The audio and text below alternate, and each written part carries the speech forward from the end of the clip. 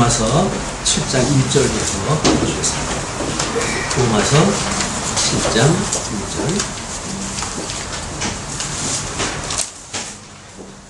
형제들아, 내가 법하는 자들에게 말하노니 너희는 율법이 사람의 살 동안만 그를 주관하는 줄 알지 못하느냐. 남편 있는 여인이 그 남편 생전에는 법으로 그에게 매임바 되나 만일 그 남편이 죽으면 남편의 법에서 벗어나느니라.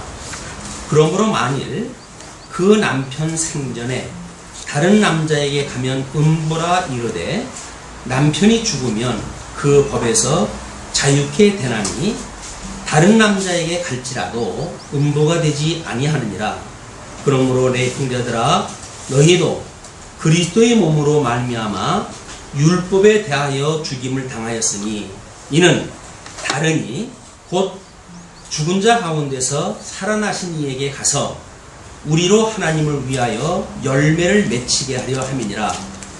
우리가 육신에 있을 때에는 율법으로 말미암는 죄의 정욕이 우리 지체 중에 역사하여 우리로 사망을 위하여 열매를 맺게 하였더니 이제는 우리가 얽매였던 것에 대하여 죽었으므로 율법에서 벗어났으니 이러므로 우리가 영의 새로운 것으로 섬길 것이요 의문에 묵은 것으로 아니할지니라. 우리 오랜만에 이제 로마서의 작성 배경에 대해서 한번 살펴볼 이유가 있습니다. 왜냐하면 사도 바울이 10여 년이 넘는 전도 여행의 그 생활을 하다가 지금 3차 전도 여행 마지막에 로마에 있는 교회에다 지금 편지를 보내는 거거든요. 그런데 당시에 로마에 우리가 한 200명 내지 250명의 크리스찬이 있다고 했습니다. 로마 제국이라고 하는 앞뒤에 있는 가운데 예수를 그리스도로 믿고 구원을 받았다고 하는 사람들이니까 그 감동이 남달랐을지 모릅니다. 그럼에도 불구하고 4, 5명 정도씩 가정교회가 모여가지고 한 200명 내지 250명의 교회가 되어졌는데 그때나 이때나 교회는 여전히 풍파가 일어나고 그랬어요. 교회라고 하는 것이 아름답고 복음이 들어왔기 때문에 모든 사람들이 행복하고 하는 그런 것이 교회가 아니라고 하는 그것에 우리가 정신을 한번 좀 집중할 때 해볼 필요가 있습니다. 왜냐하면 주님의 몸된 교회지만 우리가 늘 이제 이 6장까지 공부를 갖다 해오면서 육체의 소욕이 있는 가시적인 이런 중생인이 만들어가는 교회이기 때문에 신령한 모습으로는 성령의 소욕에 이끌림을 받지만 육신의 소욕으로 해서는 여전히 우리의 옛날 구습을 따라 살아가는 것이 주님의 몸된 교회다. 그런데 그때에 그 200명 내지 250명의 상당한 다수를 차지하고 있는 것이 헬라인이라고 그랬어요. 그리고 유대인들 중심으로 해가지고 그 구성원의 그 숫자는 헬라인에 비해서 상당히 적은 숫자였습니다. 그럼에도 불구하고 유대인들이 율법을 가지고 있다고 하는 그런 이유로 자기네들이 가지고 있는 율법관에 의해 가지고 헬라인들을 정죄하기에 상당히 골몰했던 그런 그 상황이었기 때문에 사도 바울은 그 법을 아는 사람들, 특별히 유대주의자들에게 그 율법의 폐해가 무엇인가를 지금까지 역설을 갖다 해왔어요. 그런데 그 문제는 사도 바울도 사실은 해결되지 않은 문제입니다. 그렇기 때문에 사도 바울이 우리처럼 이게 성령이 충만했던 사도 바울인데 그 사도 바울이 지금 현재를 살아가는 우리들만큼의 어떤 신앙의 정도를 가지고 사도 바울이 고민을 했을까 라고 하는 그것은 좀 더 다른 각도에서 이걸 보아야 됩니다. 왜냐면 이 음부의 권세가 교묘하게 이제 우리들을 어떤 하나님의 의를 무시하게 하고 인간의 불의를 통해 가지고 인간의 영광을 드러내게 하려고 하는 이런 그 장난을 하는 그 계략을 사도 바울이 그걸 지시를 갖다 한 사람이에요. 그렇기 때문에 지금 로마 교회에서 일어나고 있는 그 상황이 이게 도대체 무슨 상황이냐, 이것에 대해서 아마 7장의 내용을 공부를 하게 되면 우리는 10분 사도 바울의 그 심중을 이해하고, 뿐만 아니라 사도 바울의 그 심중을 이해한, 복음을 이해한 우리들이 복음의 새로운 한 단계를 업그레이드 시키는 단계가 오지 않을까, 이렇게 기대를 합니다. 잘 들으시라고 해가지고 일부러 그렇게 하는 거 아닙니다. 자, 그러면 사도 바울이 우리 그 23절, 25절, 24절에 가게 되면 오라 나는 공고한 사람이라고 이야기하는 걸로 보아서는 사도 바울이 지금 보통 그 복음을 깨닫는 수준을 가지고는 꿰뚫어 볼 수 없는 어둠의 권세의 계략을 지금 로마 교회에게 알려주겠다는 이야기예요. 그래서 그런 그 문제가 무엇인가에 대해서 우리가 7장을 공부하면서 염두에다 두시고 이제 한번 말씀을 들어보셨으면 좋겠습니다. 자, 1절서부터 6절까지가 그리스도의 몸이 되어져가지고 율법으로 벗어났다고 하는 그런 그 이야기입니다. 그 이야기는 우리가 늘 에덴 동산에서 우리 복과 나라를 언약을 받았던 이제 아담이지만, 이 아담이 이 하나님께서 주셨던 양대 언약, 이 양대 언약을 성과 악을 알게 하는 가해나무 열매를 따먹으면 죽는다고 하는 행위 언약을 인해 가지고 불순종을 했기 때문에 내어 쫓겼습니다. 이 사망이 주관하는 세계예요. 그래서 흙과 영으로 지어졌던 아담이 유감스럽게도 그 영은 죽어져 있는 상태로 육체가 되어졌어요. 이걸 이제 육체가 되어졌다고 성경은 표현할까 합니다. 영이 죽은 그런 그 아담을 육체가 되어졌다. 그 육체가 되어졌는데, 이런 가운데 우리 예수님이 오셔가지고 이 불의에 빠졌던 이런 그 인간이 죄 아래 저주를 받았던, 죄 아래 죽었던 우리를 우리 주님께서 지금 구원을 해 주셨다고 하는 것이 6장까지의 지금 논리였어요. 그러면 예수 그리스도로 말미암아 우리 영은 이 생명 세계에 대하여 우리가 예수 그리스도로 말미암아 우리 육신은 죄에 대하여 죽고 의에 대하여 산바가 되어졌기 때문에 우리의 신분이 변화가 되어졌다는 이야기입니다. 이는 6장 1절서부터 지금 우리가 본문 읽었던 6절까지의 내용은 신분의 변화예요. 신분의 변화. 이 신분의 변화에 대해서 우리가 예수 그리스도로 말미암아 중생되어졌다라고 하는 이 사실과, 그리고 지난 시간에 우리가 어떻게 성화되어졌는가에 대한 것을 공부를 갖다 했고, 그 다음에 우리가 어떻게 이 중생되어진 사람이 성화되어져 가면서 끝까지 이 신분을 유지하고 견인하는가에 대한 것이 오늘 공부할 내용입니다. 그렇기 때문에 지금 예수 그리스도와 중생되어졌다고 하는 그거는 우리 육신이 예수 그리스도에 의해서 죽고, 그 예수 그리스도가 부활하셨을 때 우리가 함께 살아났다 라고 하는 것이 중생이라고 이렇게 이야기를 했어요. 이 중생의 비밀은 연합에 있다고 이렇게 이야기를 했습니다. 연합.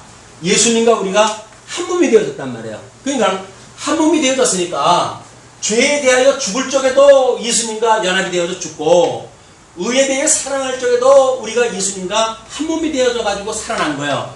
그럼 우리는 예수 그리스도의 지체가 되어졌다. 이렇게 이제 우리가 정의가 되어졌습니다. 그래서 우리의 신분은 과거에 죽어져 있던 이 타락되어져 있는 우리들의 이런 인생이 아니라 새로운 피조물이 되어졌다. 근데 우리가 이렇게 우리 성도들의 정체성에 대해서 정리를 갖다 내렸어요. 우리는 새로운 피조물입니다. 사망에서 생명으로 옮겨졌고 예수 그리스도로 말미암아 영생을 얻은 성도예요. 그런데 영생을 얻었다고 하는 성도가 이제 과연 어떻게 성화되어져 가면서 우리 주님이 오시는 날까지 우리가 붙들려져 있는가에 대한 것은 지금 로마 교회에 있는 성도들을 중심으로 보게 되면 도대체 소망이 없는 내용입니다. 소망이 없는 내용이에요. 왜? 아니 지금 200명 내지 250명이 그 엄청난 로마의 학종 밑에서 있던 사람들인데 그 사람들이 복음을 받아들이고 구원을 받았다고 하는 사람들인데 그럼에도 불구하고 자기네들이 가지고 있는 기득권, 자기네들이 가지고 있는 율법, 자기네들이 가지고 있는 전통 이런 걸 가지고 그걸 미치지 못하는 사람들에 대해 끊임없이 공격을 갖다 해야 되고 있는 거 아니에요? 지금 로마 교회가. 사도 바울이 그 로마 교회를 편지를 보낸다는 이야기는 이렇게 성화되어져 가는 것이 우리들의 어떤 공로, 인간의 공로로 되어지는 것이 아니라 하나님의 의로 되어진다는 겁니다. 이게 하나님의 의로 말미암아서 이렇게 되어진다고 하는 것을 소개하고 있는 거기 때문에 끝까지 우리가 주님 오신 날까지 주님 손에 붙들려 가는 그것도 하나님의 의로 말미암는 것이지 인간의 자기 공로, 자기의 어떤 인간의 책임이 작동될 만한 일로 되어진 게 아니라는 거예요. 그런데 유감스럽게도 이 복음의 비밀을 몰랐던 로마 교회의 성도들은 성화라고 하는 이런 그 과정 중에서도 여전히 그 할례를 받지 못했던 이방인들 이런 사람들을 업신여기고 그리고 그 사람들을 하대하고 차별화하고 이렇게 하면 자기네들의 지위를 높였어요. 자기네들의 전통성을 주장을 했어요.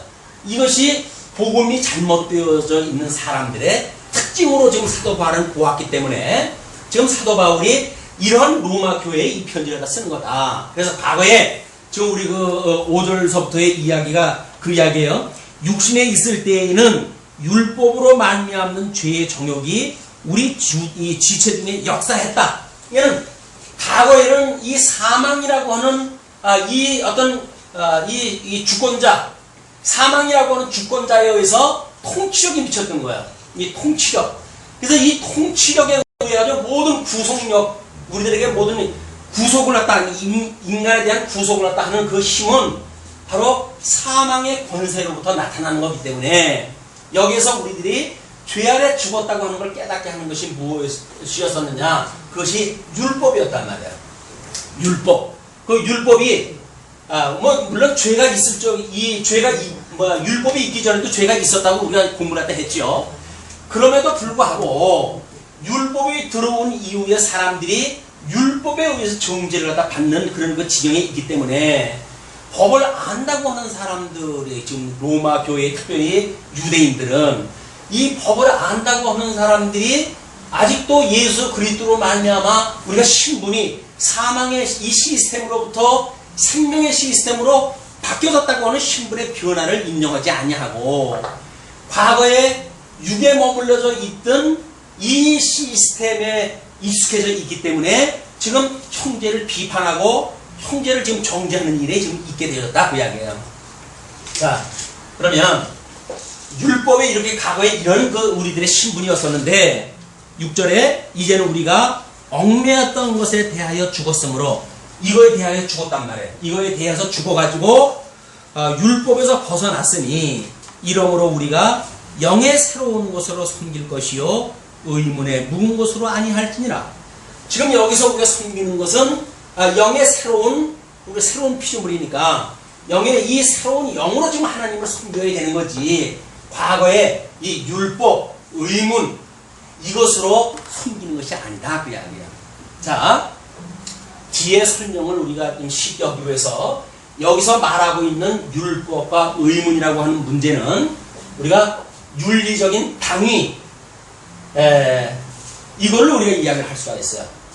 마땅히 이렇게 해야 된다라고 하는 이유 때문에 시스템이 작동되어진 것은 과거에 우리가 구원받기 전에 시스템이지만 예수 그리스도로 말미암아 우리가 구원을 받았기 때문에 우리는 당위에 되어진 것이 아니라 이 믿음에 의해 가지고 우리의 행위가 나타난다는 사실을 지금 증거한단 말이에요. 자, 그러면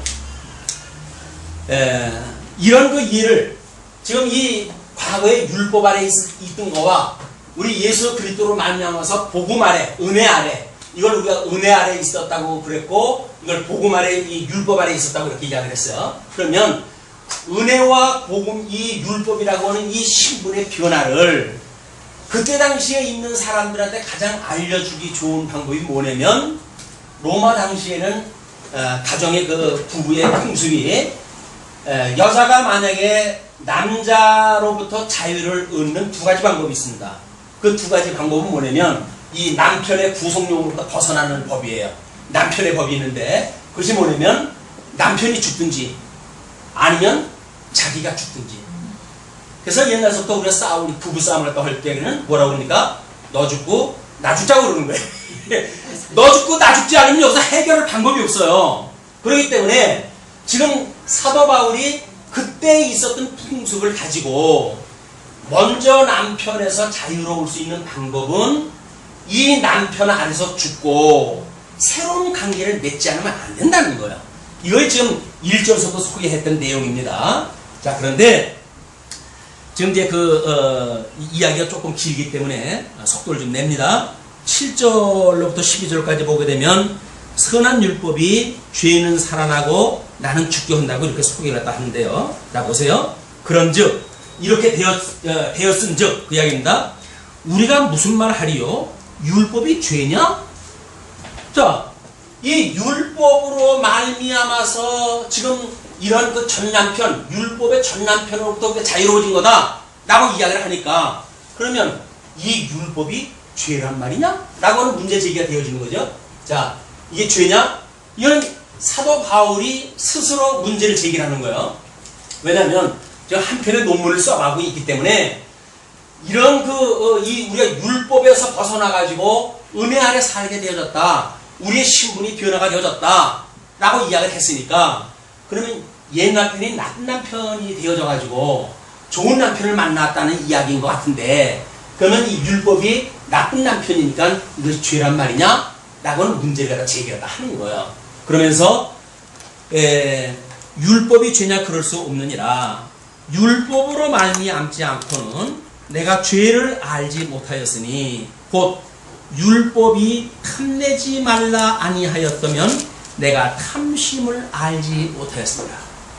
자, 여기서 율법에 수많은 그 조항이 있는데 일단 우리 사도 바울은 탐심이라고 하는 주제를 빼냈어요.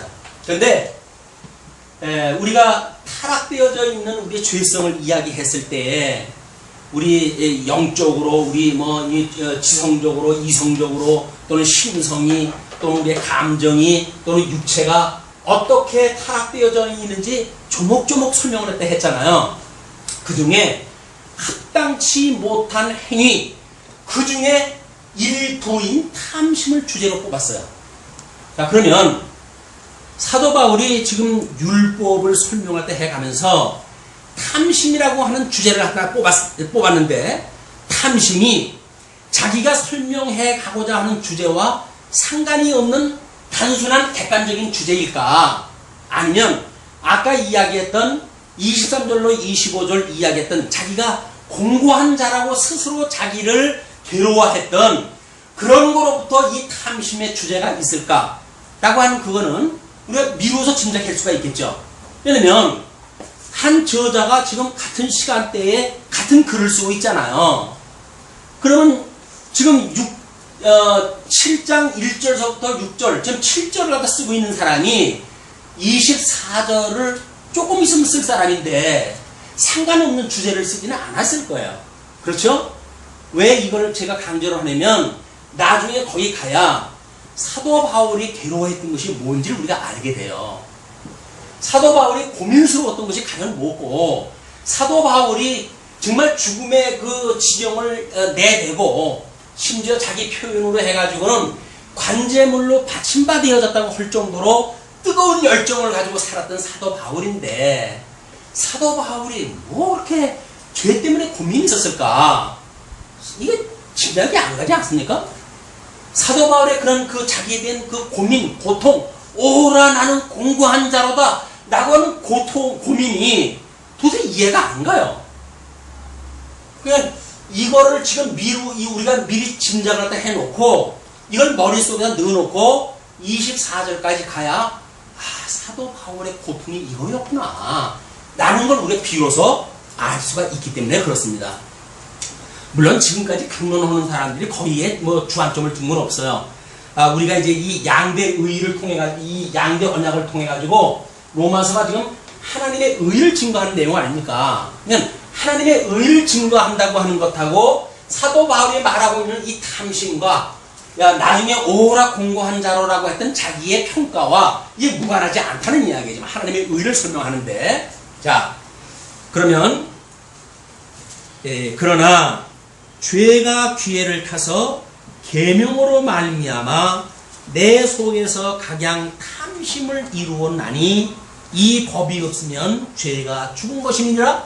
자 여기서 이 탐심이라고 하는 이 계명 율법이 이걸 인해 가지고 나로 하여금 이 죄를 짓게끔 돌아왔단 말이에요.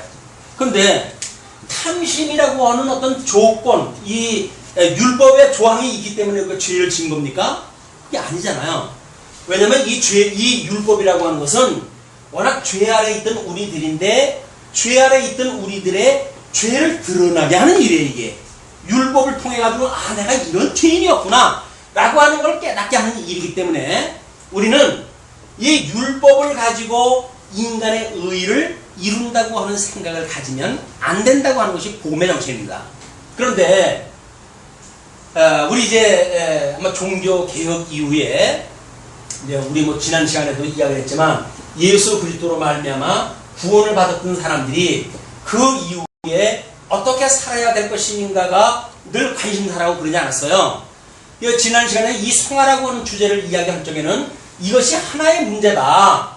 구원이라고 하는 하나의 문제고 성화라고 하는 하나의 문제지. 이게 그 사람들이 질문했던 것처럼 나뉘어가지고 이 질문의 사항이 아니다. 이렇게 이제 말씀을 제가 드렸어요. 그러면 종교개혁 이후에 사람들이 이 구원받은 그 이후의 삶을 어떻게 살아야 되느냐에 늘 관심을 가지고 있어요.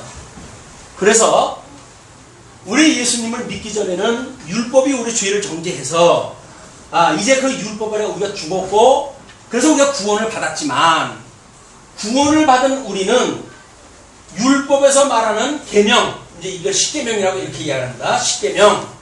그래서 이걸 도덕법으로 이제 나눠 놓고 있는데 뭐 제례법이라든가 국가법이라든가 이건 예수님이 다 이루셨단 말이에요. 그런데 도덕법은 아직도 이게 유효하다는 거예요. 이게 유효하기 때문에 십계명을 우리가 지킴으로 해가지고 하나님의 의를 이루어간다고 하는 것이 기본적인 우리가 이 구원 그 이후의 삶의 문제예요. 구원받은 사람이 어떻게 살아갈 것이냐? 이 계명대로만 살면 된다는 거예요. 우리 여기서 말하는 이 십계명 이거대로만 살아가면 된다는 이야기예요. 그런데 이 계명은 율법의 모법이라고 해서 모법. 이 계명이 이 십계명으로부터 해가지고 여기서 율례와 규례와 그리고 법도라고 하는 것으로 이렇게 나뉘어지기 때문에 십계명을 지킨다는 이야기는 이 나머지를 무시할 수가 없다는 이야기예요. 그러면 이 구원받은 그 이후에 사도 바울이 어떤 열정을 가지고 살았을까? 과연 그 이야기는 구약에 대해서 너무나 잘 알고 있던 사도 바울이에요. 그래서 혹이나 율법에 이런 그 계명이 요구했던 것들, 뭐 어떤 당위로 주어졌던 것들이 있잖아요. 우리 너무 이게 어떤 인간사에 있어서 모든 보편적인 당위들이 있으니까 그거에 의해서 요구를 받았다고 한다면 그의 뜨거운 열정이 하나님께 주시는 믿음의 열매 이외에 육신에 가지고 있는 열정 부분이 없지 않아 있었을 것을 우리가 짐작할 수가 있어요. 그거를 간과하게 되면 오늘날 교회 생활을 하는 우리들도 마찬가지예요. 뭔가 주를 위하여 열심히 산다고 그러는데 그것이 주님께서 주시는 믿음의 분량을 지난다는 거예요. 이 도가 지나게 되면 우리는 교회에서 은사를 실현하게 될 때 자꾸 자기 주장을 피게 돼요. 그 자기 주장을 핀다는 이야기는 뭐예요? 힘이 작동한단 말이에요. 그래서 믿음이 어린 자들로 하여금 그렇게 하지 않으면 안 되게끔 밀고 나간단 말이에요. 그것이 사도 바울이 가지고 있는 아픔일 수 있겠다고 하는 것에 공모하십니까? 이거는 열심히 일하는 사람들이 아니면 눈치채지 못할 부분들이에요. 과연 우리가 믿음으로 산다고 하면서 교회가 좋은 일인데 예를 뭐 성도를 사랑하는 일이고 교회가 발전하는 일이고 그러는데 그것의 당위에 대해서 나무라 할 사람은 없단 말이에요. 누가 그걸 요구했을 때. 근데 그 요구가 과연 믿음의 분량으로 나타나는 주장이었었는가? 대부분 성경에서는 주장하지 말라고 이렇게 이야기합니다. 주장하는 자세를 피지 마라. 왜냐하면 주장하는 자세는 믿음의 분량에 의해서 자유로움을 주는 게 아니에요. 왜? 주장을 갖다 했으니까 누가 이끌고 가는 거 아니에요? 이끌고 가야 되는 사람이 있다고 한다면 리더를 다른 사람들은 따라가야 되는데 따라가는 사람들의 당위가 이 당위에 의해서 다른 사람을 따라가게 되면 그 리더를 따라가게 되면 결국은 리더의 뭐가 되는 거예요? 종이 된단 말이에요. 종이. 그러지 말란 말이에요. 이야기가 잘 전달되는지 모르겠습니다. 9절에 전에 법을 깨닫지 못할 때에는 내가 살았더니 옛날 이 법, 그 자기가 율법에 대해서 상당히 능통했던 사람인데 사도 바울이 그럼에도 불구하고 법을 깨닫지 못할 때가 있었어요. 그때에는 내가 살았더니 계명이 이름에 죄는 살아나고 나는 죽었다. 율법을 자기가 지켰을 때 예수님을 만나기 전입니다. 사도 바울이 그 율법을 만나기 전에는 율법에 열심히 있는 자였거든요. 이 율법에 열심히 있었던 사도 바울이 너무 좋은 거 아니에요 이게. 아니 뭐 하나님을 사랑하고 이웃을 사랑하고 그러는데 이게 싫다고 할 사람이 누가 있겠어요. 얘는 이 율법을 자기가 뭐 아주 능통했던 사람이지만 그 법을 깨닫기 전에는 사랑의 법, 생명의 법을 깨닫기 전에는 과거에 율법이 가지고 있던 그 정도의 수준으로 알고 있었을 때에는 이 율법을 몰랐을 적엔 자기가 죄인인지를 몰랐던 거예요. 그런데 법을 깨닫고 보니까 자기가 가지고 있는 율법을 통해 가지고 전부 자기가 죄인이라고 하는 것이 드러나는 거예요. 이 죄라고 하는 것이. 그것을 지금 사도가 고백적으로 지금 기록하다 하는 겁니다. 전에 법을 깨닫지 못할 때에는 내가 살았더니 계명의 이름의 죄는 살아나고 나는 죽었도다. 계명이 드러나니까 우리 정죄 기능이 있다 그랬잖아요. 이 율법은 정죄 기능이 있다 그랬어요. 그러니까 율법을 제대로 깨닫게 되게 되면 모든 사람들이 그 법 아래 자기가 죽어야 돼요. 이게 죽지 않고는 견딜 수가 없어요. 왜? 그 정죄 기능에 의해서 의인은 없나니 한 사람도 없잖아요. 다 죽는 게 당연한 거니까. 그런데 생명에 이르게 할 그 계명이 내게 다하여 도리어 사망에 이르게 하는 것이 되었도다. 그렇죠? 하나님께서 우리들에게 그 법을 주셨을 때는 뭔가 사랑의 하나님과의 회복관계를 만들어 가시기 위해서 주신 건데 왜 율법을 우리가 깨달았음에도 불구하고 죄 아래 자꾸 내가 정죄당하는 걸로 이게 끝나고 마는가 라고 하는 그런 그 의문이 나온 거죠. 그렇게 이 사망에 이르게 한 것이 되었다.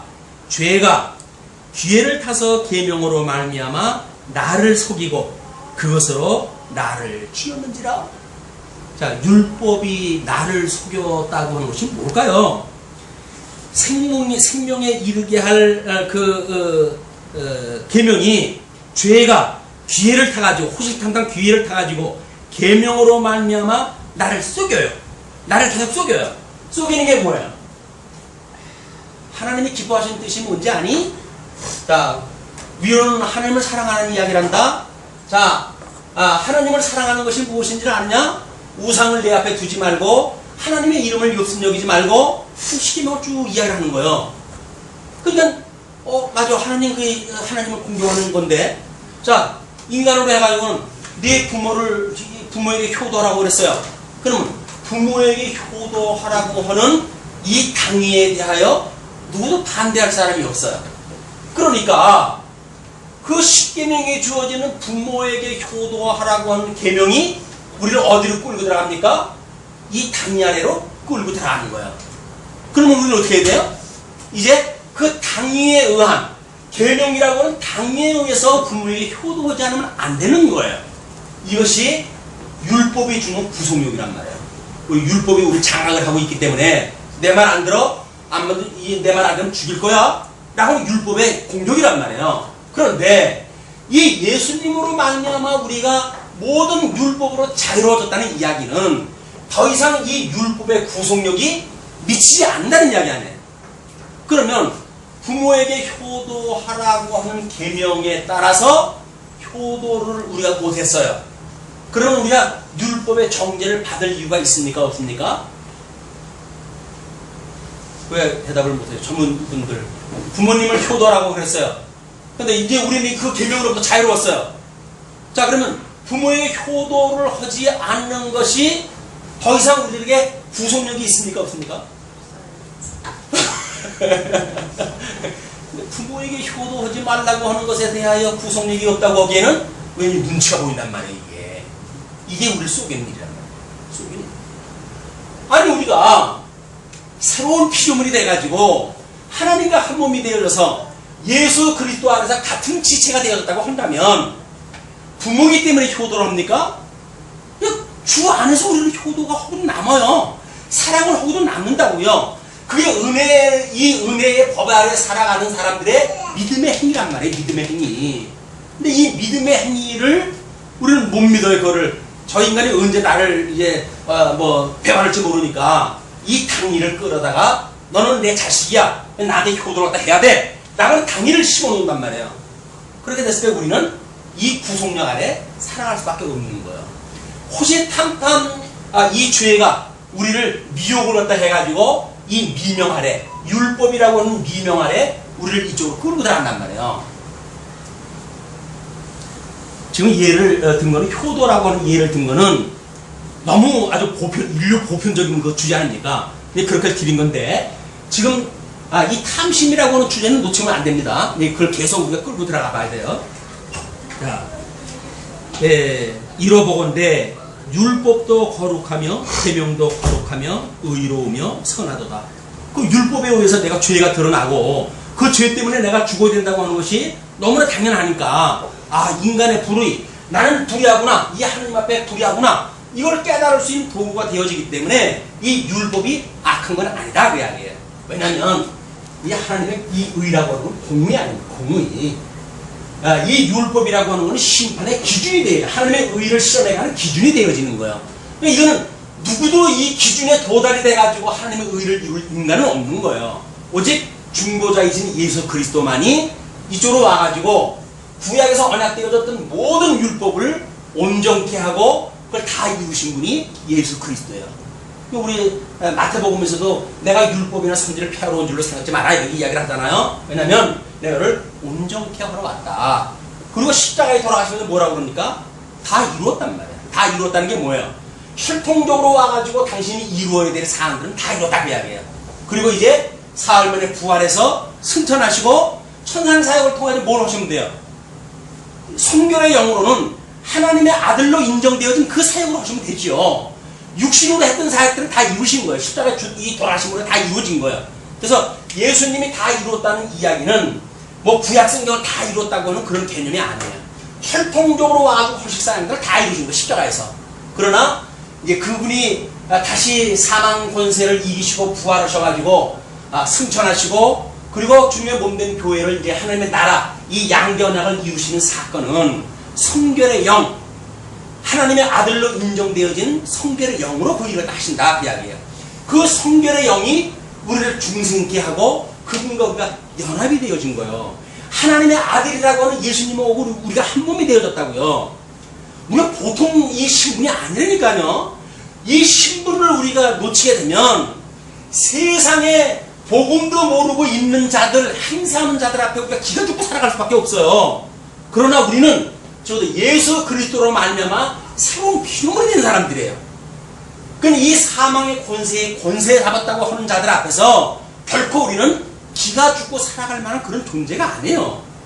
새로운 피조물로 하나님 예수 그리스도 한 몸을 이룬 주님의 몸된 교회 신부로서 정결케 되어져가는 성도로서 우리의 삶에 이런 긍지를 가지고 살아갈 우리들이지, 우리의 신분이 겨우 이래야 된다 저래야 된다라고 하는 이 초등학문의 이런 어떤 시스템 속으로 돌아갈 사람들이 아니다, 그 이야기예요. 당이 명분 이런 거에 산다고 한다면 참 깝깝하잖아요. 마땅히 그러해야 되니까 그렇게 되어지는 그것처럼 참 불편한 게 어디 있겠어요. 그러나 이제는 우리는 자유로워요. 왜? 주님께서 주신 믿음의 분량만큼 사랑할 수가 있으니까. 그게 사랑이에요. 그게 사랑이라. 믿음의 분량만큼 사랑하는 게 사랑이지, 당위로 사랑을 이야기하는 그 사랑을 우리가 쫓아가는 것이 사랑이 아니란 말이에요. 근데 우리는 끊임없이 이 성경에서 말하는 당위 또는 명분, 뭐 사랑해야 됩니다. 성도라고 하면 봉사를 다 해야 됩니다. 성도라고 하면 교회 출석을 해야 됩니다. 성도라고 하면 일해야 됩니다. 절해야 됩니다. 라는 당위 때문에 신앙생활을 하게 되어지게 되면 우리들의 이 신분은 과거 신분에 속해져 있는 신분이다 그 이야기예요. 이 어떤 법이 구속력이 있어가지고 이 법에 의해서 여기 뭐 도로교통법 있잖아요. 교통법 당신 위반하면 벌금 5만 원이야? 라고 해가지고 5만 원 때문에 우리가 질서를 지킨다고 한다면 창피하잖아요. 새벽 기도 왔다가 제가 이거 7시에 딱지 띄었어요. 5만 원짜리 이거 주차 세워놨다가. 그게 세상법인 거예요. 사랑의 법이라고 한다면 아니 아무것도 지나가는 게 없는 시간인데 그거 잠시 놨던들 그게 뭐 그렇게 5만 원 벌금 낼 정도의 법이겠습니까? 그러나 세상법은 때는 이때다 해가지고 7시 정각에 찍고 7시 10분에 찍고 2개 사진을 첨부해가지고 5만 원 벌금 내고 제가 쪽지가 날아갔어요. 이 세상이 그런 세상이에요. 이런 세상인데 지금도 여전히 법 때문에 이래야 되고 저래야 되고 그랬습니까? 명분 때문에 이러고 저러고 해야 되겠습니까? 이게 저급한 이런 그 초등 학문이 주어지는 세계의 시스템이다. 그러면 고급스러운 복음을 깨달았던 우리들은 적어도 자유로운 율법, 자유의 법, 생명의 법, 그 생명의 법에 의해서 만들어지는 믿음의 열매로 살아가게 되어진 겁니다. 그 누구도 중재를 안 해요. 왜? 믿음은 하나의 선물로 주신 건데, 아니 조금 선물 받았다고 해가지고 우리가 흉볼 수 없잖아요. 저 사람은 왜 조만큼 밖에 선물을 안 가지고 있지? 이거 말 수가 없는 거예요. 왜? 자기 공부를 해가지고 믿음 쌓은 게 아니잖아요. 믿음을 거저받았는데, 내가 믿음으로 거저받았는데 다른 사람 믿음을 가지고 이러쿵저러쿵 한다는 이야기는 내가 이 믿음을 하나님께로부터 받은 것이 아니라 내가 쌓았다라고 주장하는 사람만 그렇게 할 수가 있는 거예요. 내가 여기서 구속력에 있는 율법에 속해져 있지 않는 것처럼 우리들의 이 믿음의 행위는 누구도 구속할 수가 없는 거예요. 근데 이 복음을 오해하게 되면 믿음이라고 하는 이 명분을 가지고 어떻게 믿는 사람이 그래, 믿는 사람이 이래야지, 믿는 사람이 저래야지 라고 하는 걸 가지고 우리 구속을 다 해놓는단 말이에요. 그것이 이 죄가 우리를 속이는 거예요. 속이는 거. 자, 죄가 기회를 타서 계명으로 말미암아 나를 속이고 그것으로 나를 죽였는지라. 이로보건대 율법도 거룩하며 계명도 거룩하며 의로우며 선하도다. 그런즉 선한 것이 내게 사망이 되었느냐. 선하다고 그러면서 그러면 선한 것이 어떻게 나에게 사망이 되었느냐. 그럴 수 없느니라. 오직 죄가 죄로 드러나기 위하여 선한 그것으로 말미암아 나를 죽게 만들었으니. 죄가 이 가입이 된 걸 뭐라 했어요? 우리가 이 행위 언약이 가입되어진 건 뭐라 했어요? 이 단임의 은혜 언약을 주시잖아요. 그러니까 하나님의 양대 언약을 주시고 이 행위 언약으로 해서 우리 전부 멸절을 시키신 뒤에 이 은혜 언약을 따라 구원을 다 해주셨어요. 그 이야기는 뭡니까? 이 은혜 언약이 우리들의 인간의 행위로 말미암지 않는다고 하는 걸 깨닫게 하시기 위해서 하나님께서 우리를 갖다 이걸 주셨단 말이에요.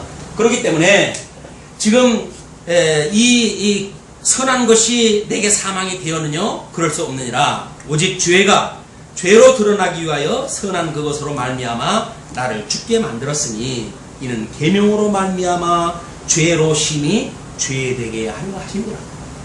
그러니까 중세 우리 종교 개혁 이후에 성도들이 십계명을 따라가지고 어떤 윤리적인 나머지 인생을 살아가야 된다는 이야기는 로마서의 관점에서 보게 된다고 했을 때는 반복음적인 겁니다. 이것이 잘못 오해가 되어지니까 우리 찬송가 앞에 뭐가 기록되어 있어요? 십계명하고 사도신경이 있어요. 주기도문하고 사도신경, 그리고 이 찬송가 맨 뒤에 가면 십계명이 기록되어 있어요. 그럼 왜 성경 이 찬송가에다 십계명을 넣어놨을까요? 아니, 사도신경을 외울 적에 우리가 뭐라고 외웠어요? 전능하사 천지를 지으신 하나님 아버지를 내가 믿사오며, 구약성경은 그거 하나로 다 정리가 되고 말았죠? 그리고 동정녀 우리 마리아에게서 나시고 라고는 출생에서 언급이 되어지는데 뭐 느닷없이 십계명이 지금 우리들한테 이렇게 큰 어떤 그 자리를 차지하고 성경책에다 십계명을 소개할 만큼의 이 위상이 무엇일까? 이것이 성도들의 윤리를 이 기준으로 제시를 한 거예요. 이게 우리 속인 얘기잖아요. 십계명에 기록되어져 있기 때문에 부모님한테 효도하는 거 아닙니다. 그러면 복음을 모르는 사람들은 부모님한테 맡겨도 된다는 이야기인가요? 아닌 거예요. 우리가 얼마나 죄인인가를 깨닫게 하시기 위해서 율법을 주신 거기 때문에 우리 선민국가 백성들한테 출애굽을 한 이후에 율법을 줄 때도 그러잖아요. 내가 너희 열조의 언약을 기억을 하고 애굽에서 불러낸 여호와인 줄 알게 하기 위해서 율법을 준다고 이렇게 이야기를 했단 말이에요. 그냥 끊임없이 우리가 얼마나 죄인인가를 깨닫게 하시기 위해서 준 것이 우리로 하여금 율법을 통해 가지고 구원을 시킨다고 그걸 주신 것이 아니란 말이에요. 그렇기 때문에 그 율법에 우리는 다 죽을 수밖에 없었고, 근데 우리 예수님이 대신 우리를 대신해서 율법의 모든 요구를 다 들어주심으로 해가지고 피값으로 우리를 갖다 사시는 거예요. 그래서 우리 예수님의 그 피값으로 해가지고 새로운 피조물이 되어진 거예요. 그러니까 다시는 더 이상 어떤 그 율법이 우리로 하여금 이래라 저래라고 하는 강의가 되어질 수 없는 겁니다. 그러면 율법을 폐해도 되겠네? 이제 우리가 상관이 없는 건데, 예수님이 뭐라고 그랬죠? 율법은 더 굳게 세운다고 그랬어요. 왜? 그래야 믿지 않는 자들 죄 안에 얼마나 큰 죄인인지 드러나게 하실 거 아닙니까? 아니, 예수 믿었다고 해서 내가 성경 없애버리고 맙니까? 여기에 이제 우리가 오류가 있는 것이 뭐냐면, 보통 성경에 부분적으로 부정하는 사람들이 있어요. 자기 논리를 정당하기 위해서 성경을 부분적으로 부정하는 사람들이 있어요. 그 사람들의 말은 귀담아 들으면 안 됩니다. 왜냐하면 구약 폐기론자들이 있어요. 구약 폐기론자. 그 사람들은 구약 성경은 성경이 아니라는 거예요. 신약 성경만 성경이라는 거예요. 그래서 구약 성경을 필요 없다고 폐기를 주장하는 사람들의 말을 들으면 안 돼요. 요즘 이제 우리 또 개신교에 와가지고는 성경의 일부를 폐기하는 사람들이 있죠. 예를 들어서 주기도문은 외울 필요가 없다, 그렇게 이야기하는 사람들이 있어요. 왜? 신약 성경이 예수님이 가르쳐 주신 기도인데 그 기도가 왜 지금 필요 없다고 그럴까요? 왜 필요 없다고 그럴까요? 그 사람들이 왜 그걸 필요 없다고 그러겠어요? 성경은 1.1핵이라도 더하거나 감할 수 없는 완전 무결한 하나님의 말씀인데 왜 주기도문을 없애려고 그래요? 필요 없다고 왜 그래요? 왜냐면 우리가 우리에게 죄의 짐자를 사하여 준 것처럼 우리의 죄를 사하여 주옵시고 우리를 다만 악에서 구하옵소 라고 이야기하니까 다 구원을 받아가지고 새로운 피조물이 되어졌는데 뭘 지금도 죄를 용서해달라고 이야기를 하고 악에서 구원해달라고 하는 기도를 왜 해야 됩니까? 우린 다 이미 구원 받은 사람들입니다. 이렇게 주장하는 거예요. 그거는 역시 구원과 그 이유를 나눠놓고 보는 사람들이에요. 그냥 구원을 받았으니까 더 이상 죄에서 구원을 받을 이유 없잖아요. 이미 다 구원 받았는데. 근데 아직도 우리가 육신에 남겨두신 것은 우리 하나님으로 말미암아 하나님의 의로 말미암아 중생되어진 거에 그치지 않고 의 같다고 칭함을 받는 데에 그치지 않고 성화되어져 가는 것도 또 끝까지 견인되어지는 것도 뭘로 인한 것이다? 하나님의 의로 말미암는 거란 말이야. 하나님의 의로. 그러니까 주기도문이 없어지게 되면 하나님의 의로 말미암는 성화, 견인은 없어져요. 뭐만 남아요? 예수 그리스도로 말미암아 중생되어진 것만 남는 거예요. 이제 이제 우리 예수님 연합되어져도 한 몸 이루는데 구원 받았는데 그 이상 죄가 나오고 뭔 상관이 있냐? 라고 말하는 사람들은 아직도 우리가 이 중생이라고 하는 인간론에 대한 오해가 있는 거예요. 아직도 우리가 중생한 영이 있고 육체의 소욕 속에 있는 이 육이 있다고 하는 이걸 모른다고 이야기해요. 자, 14절 우리가 율법은 신령한 줄 알거니와 나는 육신에 속하여 죄 아래 팔렸도다. 나의 행하는 것을 내가 알지 못하노니 곧 원하는 이것은 행하지 아니하고 도리어 미워하는 그것을 함이라. 뭐예요? 전부 대명사로만 설명을 해놨으니까 이거는 원할 거고 근데 저거는 또 안 되고 이게 도대체 뭘까요? 사도 바울이 끊임없이 거듭나고 중생한 그의 영적인 입장에서 보게 되면 하나님의 이 선을 추구하고 싶어요. 이 선은 하나님의 의를 이루시는 일이에요. 그런데도 불구하고 원하는 이건 행치 아니하고 끊임없이 아직도 이 육체 가운데 있는 악을 행하는 자기의 내면 세계를 들여다보는 거예요. 도대체 사도 바울이 성령 충만하고 그 뜨거운 열정을 가지고 복음을 증거했던 사도 바울이 뭐가 그를 그렇게 괴롭게 했을까? 요즘 같은 세상에 나 같은 인간도 그런 고민 없이 살아가는데 도대체 그 사도 바울이 무슨 이 고민을 가지고 살아갔을까? 이 율법에 대한 오해를 만약에 갖고 있다고 한다면 우리는 율법 폐기론자나 또는 우리 주기도문 폐기론자들의 이야기나 그런 것들은 우리가 잘못되어졌다고 이야기할 수 있으나 사도 바울과 같은 고민은 또 우리가 놓칠 수가 있는 거예요. 자, 보세요. 만일 내가 원치 않은 그것을 하면 내가 이로 율법에 선한 것을 시인하노니 이제는 이것을 행하는 자가 내가 아니요 내 속에 거하는 죄니라. 여기서 만약에 사도 바울이 뜨거운 열정을 가지고 복음을 증거하고 싶어요. 근데 하나님께서 모든 일을 정해놓은 거 아닙니까? 이제 우리 이제 의의 실제 부분에 가게 되면 사도 바울이 로마의 편지를 쓴 이유를 설명할 때 해요. 내가 너희들에게 나에게 갈 좋은 길을 갖다가 구했는데 여러 번 사람들이 나의 길을 막았다.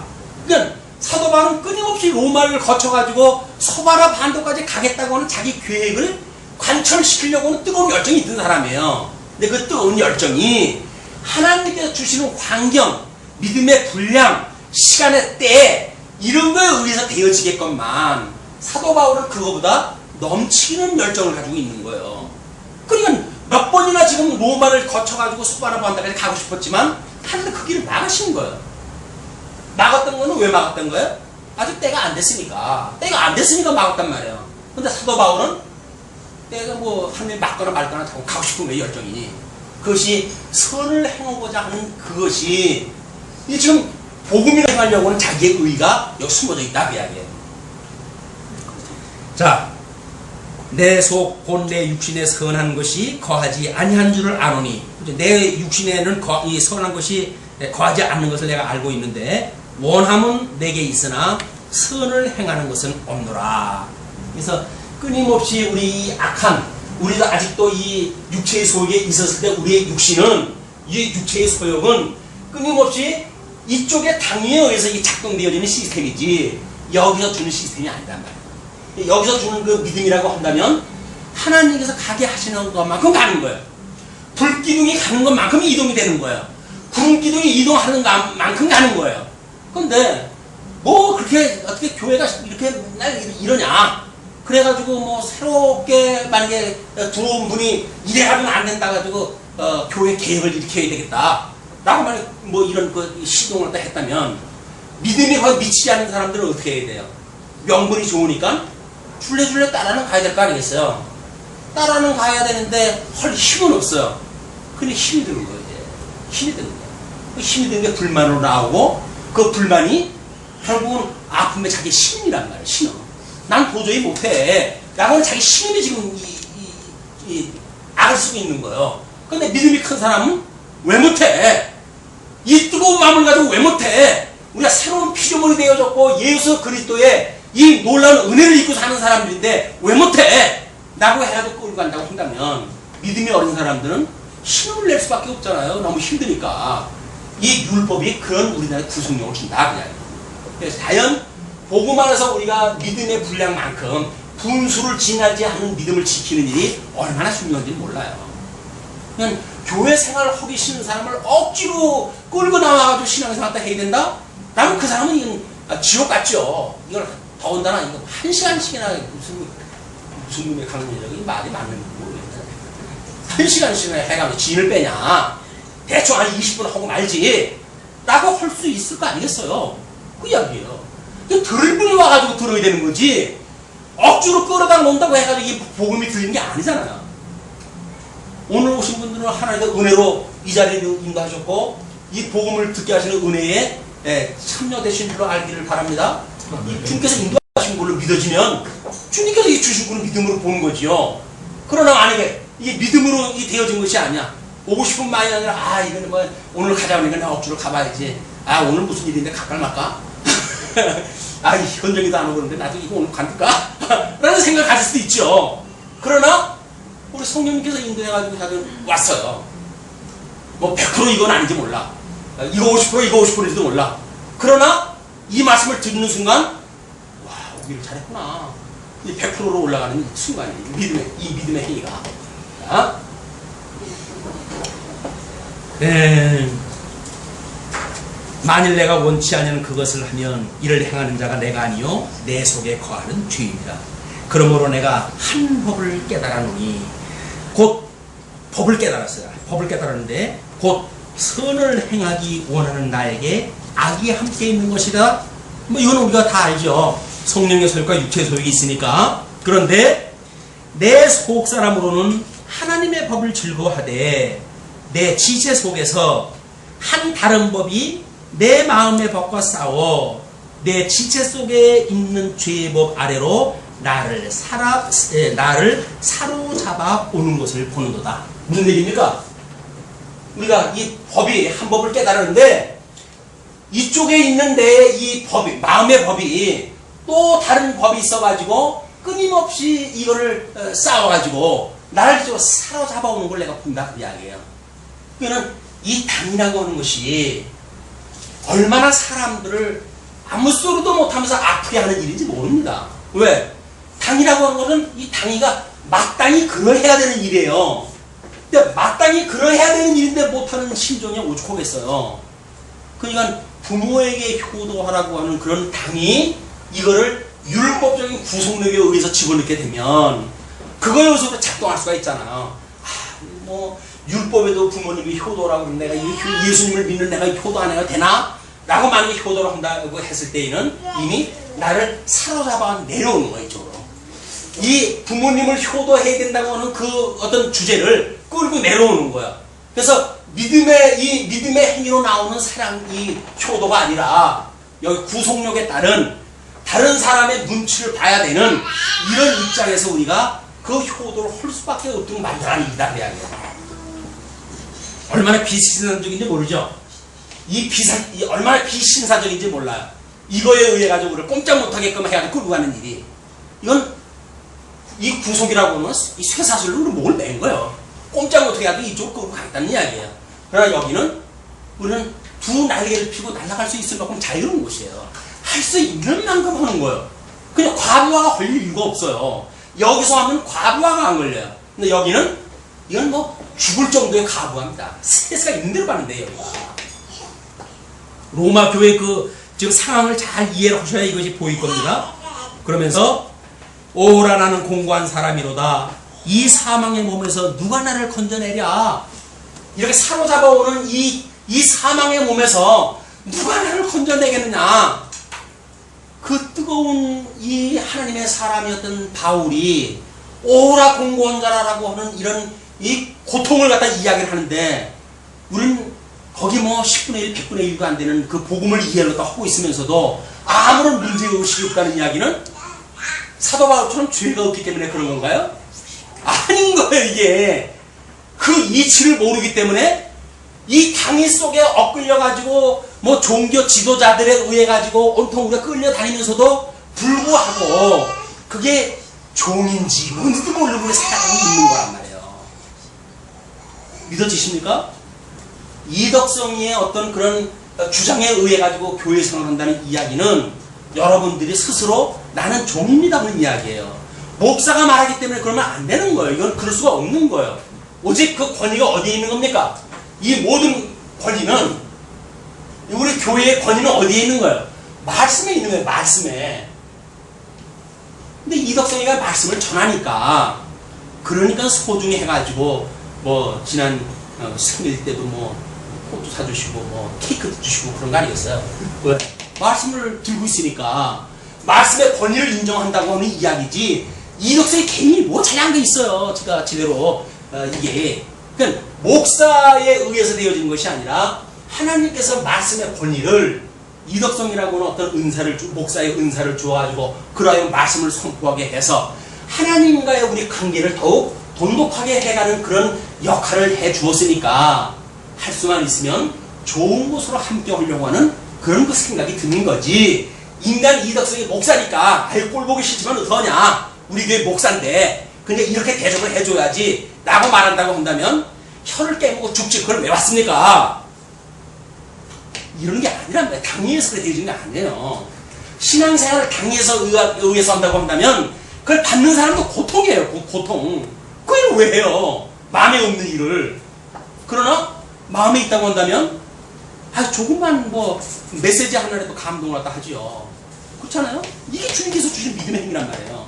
크고 작고 이런 걸 따지는 거는 눈에 보이는 세계의 이야기고 우리 마음을 보는 세계는 보이지 않는 세계의 이야기예요. 우리 주 예수 그리스도로 말미암아 하나님께 감사하리로다. 이게 대미를 장식하는 사도 바울의 승리의 사건이에요. 승리의 사건. 뭡니까? 하나님의 의로 말미암는 것이기 때문에 이 사망의 봄에서 나를 구원해내는 것조차 하나님의 의로 말미암는 일이기 때문에 하나님께 감사합니다. 하나님께 감사합니다. 여기에 있는 동안은 끊임없이 우리가 쏟고 또 당위에 쏟고 이렇게 살아갈 수밖에 없어요. 그러나 하나님의 의의 실현이 우리들로 하여금 사망의 몸에서 건져내는 것을 깨달아지기 때문에 하나님 앞에 감사하다 하는 겁니다. 우리 주 예수 그리스도로 말미암아 하나님께 감사하리로다. 그런즉 내 자신의 마음으로는 하나님의 법을, 육신으로는 죄의 법을 섬기노라. 무슨 얘기인지 충분히 이해하셨겠죠? 만약 이해 안 가신 분이 있다고 한다면 점심시간이라도 오늘 이 사건을 해결하다 하셔야 돼요. 이건 복음의 진수이기 때문에 이거 놓치게 되면 하나님의 의가 되어지는 로마서를 공부했는데 안고 없는 찐빵인 거예요. 안고 없는 찐빵이에요. 이거 아무런 의미가 없어요. 뭐 예수 그리스도 하나님의 의로 말미암아 내가 구원을 받았다. 구원을 받는다 그러면 어떻게 살란 말이냐? 대답을 못해요. 이걸 깨달을 수 있는 방법은 오늘 이 말씀을 이해하는 데 있으니까 오늘 공부한 내용에 대해서는 이따 다시 시간이 모자란다고 한다면 반복 교육도 할 수가 있습니다. 아주 중요한 거니까 그렇게 공부하시기를 바라면서 오늘 말씀 드리죠. 기도하시겠습니다.